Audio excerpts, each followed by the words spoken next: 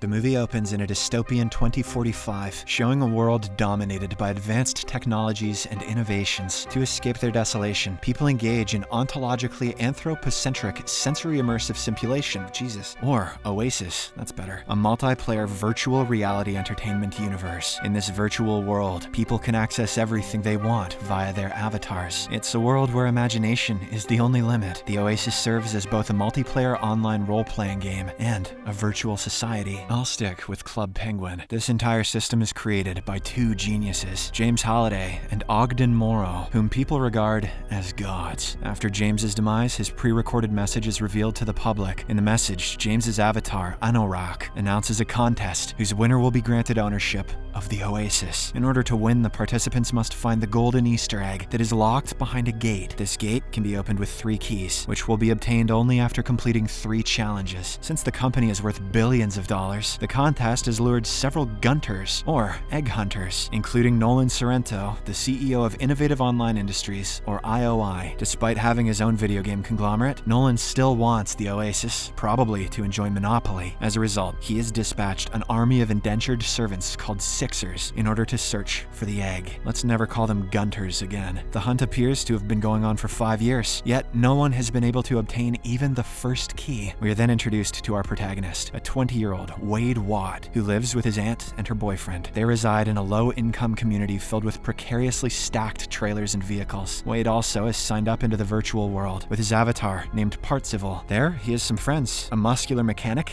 Ake, a samurai, Daito, and a fighter, Sho, who haven't met each other in person. As usual, they attempt to win the first OASIS challenge, an unbeatable automobile race. While most competitors use their well-equipped race cars, Wade rides a traditional DeLorean. As he waits for the race to start, Wade sees a female racer on a bike, Artemis, who instantly captivates him. Yeah, that's one nice avatar booty. She must have cranked the thick slider in character creation. Soon after, the race begins and hundreds of avatars compete for the key. Being a mechanic, Ake upgrades his monster truck and crushes the other vehicles, making his way forward. Suddenly, an enormous gorilla appears and destroys the racetrack, eliminating most of the players, including Ake. The creature then uses the broken road as a trap to destroy the other vehicles. Upon learning this, Wade applies an emergency brake, but he notices Artemis planning to jump over the broken road, unaware of this trap. In a swift move, Partsival grabs Artemis, narrowly saving her from the gorilla's grasp. In the aftermath, Partsival persuades Ake to repair Artemis's bike, so he brings them to his garage. The two then talk about the contest, and Artemis asserts that she's willing to risk everything to save OASIS from IOI. Later on, Partsival visits James's journals, a virtual repository of his personal history. There, he meets with an operator named Curator, who helps him in accessing the required data. Partsival watches a memory in which James and Ogden discuss the future of their creation. At one point, he hears James saying that he despises rules and wishes they could be reversed. This statement strikes him with a clue to finish the first challenge. Partsival then returns to the race for his next attempt and places himself in the last position. As soon as the race begins, everyone races forward, while Partsival drives backward. He soon enters a secret underground roadway that leads him beneath the racetrack. This allows him to easily pass through all the obstacles, and finally arrives at the finish line at Central Park. There, he encounters Anorak, who awards him with a copper key, a lot of coins, as well as a clue. With this, his avatar name appears first on the scoreboard, earning him great popularity. I don't buy it. Every gamer knows to check behind them at the beginning of a level. Meanwhile, at IOI, the board members express their concern to Nolan regarding Partsival completing the first challenge. After a bit of comprehending their next move, Nolan enters the OASIS, where he hires a mercenary, IROC, to kill Partsival. Simultaneously, Wade uses his newly acquired wealth to buy everything he needs: a Zemeckis cube, grenade, and finally a full-body X1 suit, which he had been seeking for a long time. He then confides in his friends about the secret roadway to the finish line, after which Artemis, Ake, Daito, and Sho pass the first challenge as well. In the aftermath, all 5 winners spend their free time attempting to crack the clues about the next morning. To extract more info, Partsival and Artemis visit James's journals, where they watch a recording of a meeting between James and Ogden. Here, the duo discover that James had dated a woman named Kira, who later married Ogden. Partsival notes that this is the only time the creators have mentioned her name in the journals. However, the curator doesn't believe so and places a bet. He then searches the entire journals, but doesn't find any memory mentioning Kira. As a result, Partsival wins the bet, which earns him a coin. The two then learn that James had once taken Kira to the Distracted Globe Club, so they also head there to find clues. Upon reaching it, Artemis leads him into a zero-gravity dance floor where they start dancing to disco. though. Since Wade is wearing his new full bodysuit, he can feel Artemis from the simulation. Needless to say, he's rocking a half-chub. Their moment eventually takes a romantic turn, and Wade confesses his feelings for her, asking to meet in real life. Artemis dismisses the idea, saying he might be disappointed. However, Wade is so in love that he even reveals his real name to her. Unbeknownst to them, IROC is eavesdropping on their conversation. Moments later, an armed IOI force breaks into the club and ambushes them, intending to eliminate Parzival. But thankfully, our hero has the Zemeckis cube, which he uses to rewind time back 60 seconds, and the two flee the scene. Once they arrive at a safe location, Artemis reveals to Parzival that her father died in debt to IOI. She further claims that she can't afford to get distracted from her mission to find the egg before IOI and potentially prevent the other people from ending up like her father. On the other hand,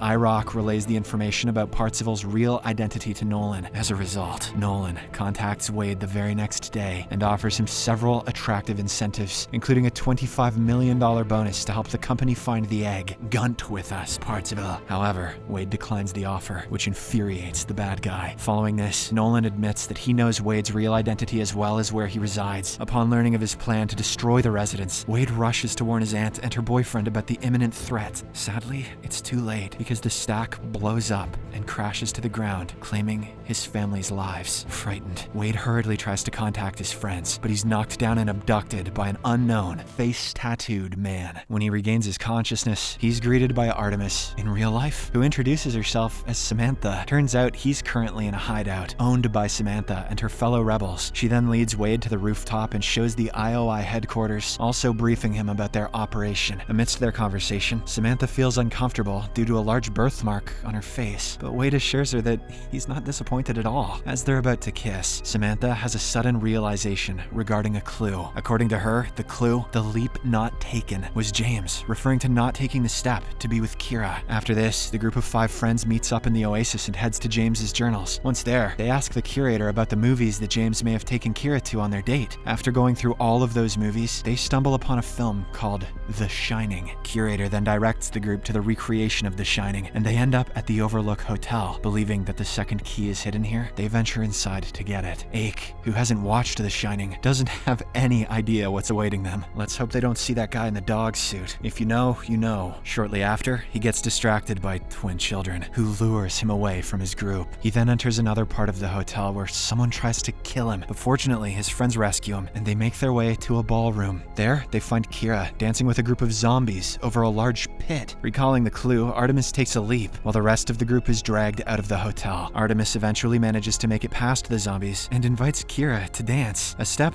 James couldn't take. Following this, Anorak appears and offers her a jade key to the next clue. The rest of the group members follow her and obtain their own jade key. This news appears on the scoreboard, which makes Nolan realize that Wade is still alive. Enraged, he hires one of his associates, F-Nail, who is a professional assassin, to execute Wade. Immediately acting on her mission, F-Nail firstly tracks down the face-tattooed man who took Wade away earlier. She, accompanied by the IOI force, then follows him to Samantha's hideout and ambushes the teenagers. In a desperate bid to evade capture, Samantha directs Wade to a secret passage that leads outside. Wade tells her to accompany him, but the latter decides to stay back and earn him some time. As a result, Samantha is apprehended and taken to the IOI facility to pay off her father's debt. Meanwhile, Wade runs into a woman named Helen, who reveals herself to be his best friend Ake from the Oasis. She then takes him to her van, where he meets Toshiro and 11-year-old Shoto, who are Daito and Sho, respectively. Together, they head towards the IOI facility to rescue Samantha. The scene then cuts to the IOI facility, where Samantha is held in one of the chambers, forced to work for the company. The company turns out to have hacked the third challenge, located in Castle Anorak on planet Doom. To win it, the players must guess James's favorite Atari 2600 game. In order to prevent anyone from entering the castle, Nolan has IROC activate an impenetrable force field around the vicinity. Furthermore, he orders his laborers, including Samantha, to plant explosives outside the front door. But before he can proceed any further, Wade and his team secretly hack into Nolan's online feed before confronting him in his office. At gunpoint, Nolan reveals Samantha's exact location and chamber number, enabling them to help her break free. Samantha, who now knows about the IOI's plan, decides to remain in the facility and disguises herself as an employee in order to deactivate the force field. In the next scene, Wade broadcasts a live message across the Oasis, informing all the players of Nolan's cruel motives. He eventually manages to convince them to come to Planet Doom and assist his team come to stop Nolan. Not long after, thousands of players show up in their support because they obviously don't have anything better to do, ready to fight against the IOI forces. Meanwhile, inside the castle, Artemis somehow manages to destroy the force field. Following this, Wade and his team lead an army of OASIS players, ensuing a huge battle. Seeing his force gradually getting weak, Nolan puts on his Mecha Godzilla armored suit and starts taking down the players. In retaliation, Ache turns himself into an Iron Giant, while Daito transforms into a Gundam to battle the massive Godzilla. At this point, the movie is just flexing IP, and Spielberg has lost all credibility. With the help of two of them, Artemis throws a grenade into the Godzilla's system, blowing him up. Upon seeing Artemis in the OASIS, Nolan realizes that Samantha is still inside the IOI facility and begins searching for her. This makes Parzival fear for her safety, so he deliberately kills Artemis, allowing her to flee the facility and reunite with the rest of the group in Helen's van. In the aftermath, Parzival and Sho make their way inside the castle where they find a Sixer trying to pass the final challenge. They watch him play a video game called Adventure, which he wins, but still fails to get the prize. Upon witnessing this, Parzival realizes the way to pass the test. However, before he can proceed, he's intervened by Nolan, who tries to bribe him one last time. When the latter is still resistant, Nolan pulls the trigger of the catalyst bomb, wiping out every avatar, including himself. Back in the real world, Nolan is happy that the competitors are all eliminated. However, his joy is short-lived when he learns that Parzival has managed to survive using an extra life coin that he won in a bet with the curator. After this, Parzival starts playing Adventure, while the OASIS broadcasts his performance. According to Wade, the goal of the final challenge is keep playing until one finds the hidden Easter egg. He's gunting hard today. He eventually manages to locate the egg, and this completes the final challenge. As a result, Anorak shows up and presents him with the final key. Meanwhile, in the real world, Nolan, F-Nail, and the IOI force locate Helen's truck. They attempt to intercept them, while Helen tries her best to flee. In the OASIS, Parzival unlocks the gate with all 3 keys and enters a treasure room filled with valuables. Anorak then offers him to sign a contract that'll grant him ownership of the company. While on the verge of doing so, he suddenly recalls how James forced Ogden to sign over his company shares, an action which he later regretted. Not wanting to repeat history, Parzival refuses to sign the paper. To everyone's surprise, this turns out to be another test, which Wade passes. The entire setting then transforms into James's childhood room, with Anorak also turning into his real avatar. Inside the room, James shows a red button that can destroy the OASIS forever. Furthermore, he hands Parzival the Easter egg, while emphasizing the importance of reality over virtuality in life. Before departing, James encourages him not to avoid reality the way that he did. Just then, Nolan apprehends the group, but when he sees Wade holding the golden egg, he's startled and surrenders. Following this, he, along with F-Nail, is arrested by the authorities for their illegal actions. Ogden then shows up and congratulates Wade for his victory. However, Wade excuses himself and takes a moment to kiss Samantha, confessing his love for her. Later on, Ogden hands him the real ownership paper and asks him to sign it. Wade agrees on a condition that the prize be split with his friends, intending to run OASIS together. Following this, the 5 friends walk out of the van as the people cheer for them. Afterwards, Wade has a brief chat with Ogden, who reveals himself to be the curator and decides to stay on as a consultant. The movie ends with the new owners, who now decide to close the OASIS twice a week so that people can spend more time with their loved ones in the real world. Shortly thereafter, everyone stops playing entirely because without the mysterious keys, this game